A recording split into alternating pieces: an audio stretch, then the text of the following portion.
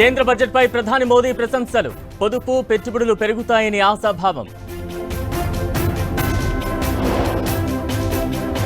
పద్దు పట్టాలు తప్పందన్న కాంగ్రెస్. బీహార్ ఎలక్షన్ బడ్జెట్లా ఉందని విమర్శ.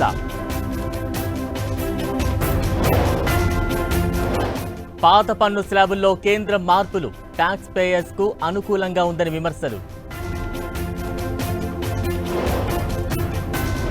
కేంద్ర బడ్జెట్లో ఏపీకి ప్రాధాన్యత. పోలవరం ఉక్కు ఫ్యాక్టరీకి నిధులు.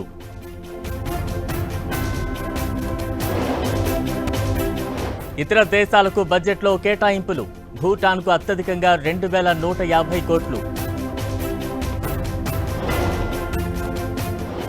ఇది పేదల ప్రభుత్వమన్న చంద్రబాబు. అమరావతిని అభివృద్ధి చేస్తామని హామీ.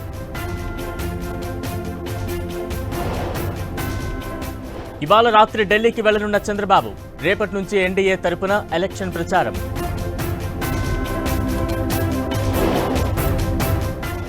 ఏపీలో పెన్షన్ల పండుగ. ఇంటింటికి వెళ్లి అందజేత.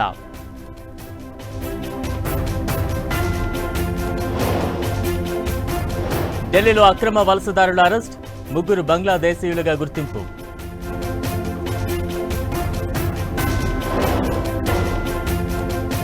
మహాకుంభమేళాకు భారీగా విదేశీయులు. 77 దేశాల నుంచి 118 మంది రాక.